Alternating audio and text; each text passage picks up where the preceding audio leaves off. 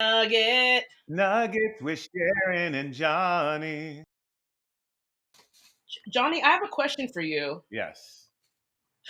So, like, all this is happening in the world day to day. Like, what are you seeing and hearing and like feeling? Yeah. It's so exciting. It was interesting because I have this artist residency I'm doing in rural Southwest Minnesota. And they had sort of taken a racial equity statement from their national organization that called these Uh dark huh. days, and they were sort of conflating COVID with the civil uprising. And I was like, this is not a dark day for racial justice. This is a bright, beautiful day where it is Uh becoming huh. mainstream that we need to deal with not just violence, state violence against Black people, but also undo racism's effects on how we understand and organize ourselves. So for me, it Hmm. feels really exciting that it's becoming a mainstream thing. And I know that there's going to be a tendency to get distracted, but I'm going to grab this trend to set in the long-term transformation we need, or just tie it to the long-term transformation that has been afoot, right? So, Yeah. and I live Yeah. in super white community in Iowa, which is very white as well. And last Tuesday, we gathered here in front of our little Quaker church. We're going to do every Tuesday until we're satisfied with the transformation. We're going to gather at the Peace Bowl. We're going to kneel for 8 minutes and 46 seconds and reflect on all the lives that are lost. We're going to Uh share what learnings we feel called to organize to bring ourselves to, and then what huh. actions we feel called to do, and everything, and moving from the inside out. So what do we need to do in transformation of our personal lives? What do we need to do in our community, Yes. our organizations? Yeah, so it's exciting. And I love it because everyone's saying I'm not sure what to do. And I'm like, well, let's figure it out. That's going to be the beauty of it. Well, do you think? Okay, so okay. Do you? First of all, do you know that you, Johnny, beautiful white man, are in the minority? You do know that, right? What do you mean? You How do. so? I don't think you're like very like, let's do this. I'm excited.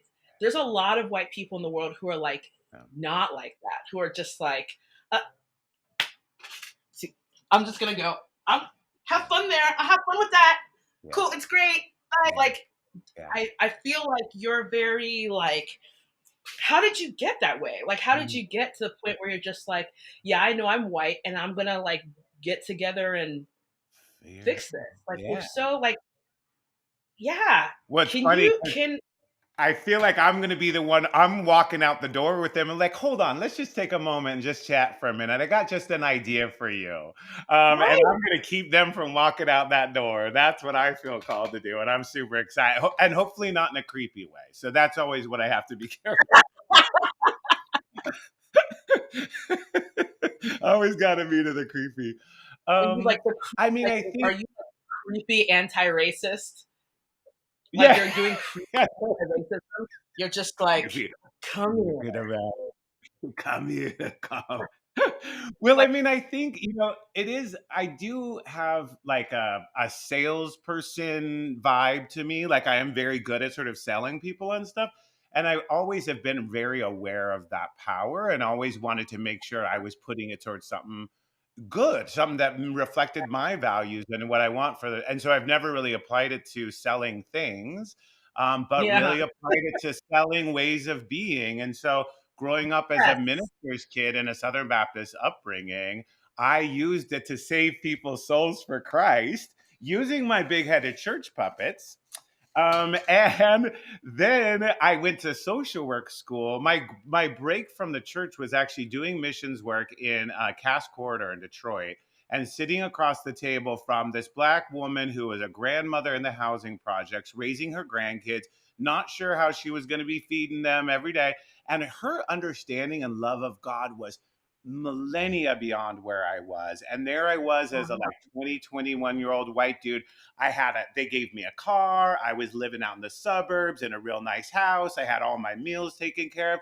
And there was something about that like meritocracy sort of thing that was like, wait a minute, something doesn't seem right here. And so I went to Seattle and went Huh. to social work school to find out how secular people did missions work. And that was the great unraveling. I ended up trading Jesus for justice. And have and now in my Quaker church have figured out how to bring Jesus into justice. I Well, just needed to join. the Quakers know what's up. So Yeah, like you found yourself a group. Like the Quakers always just like, yeah, let's get it going. yeah, This is a problem. Let's go. Let's yeah. yeah, The Quakers yeah. know what's up. Amen. Amen. Yeah, they were abolitionists from the beginning. They had women ministers from the beginning and had equal like equality for women and men. They had the first humane treatment for mental health where they wouldn't do the shock therapy and like had the one thing though that they do have a dark history or a dark piece of dark I shouldn't say that they a piece of their history that we need to do some restoration is there's Quaker boarding schools across the country, and they were used to culturally colonize indigenous folks. And so Hmm. that's some restoration that I think the Quakers need to undergo.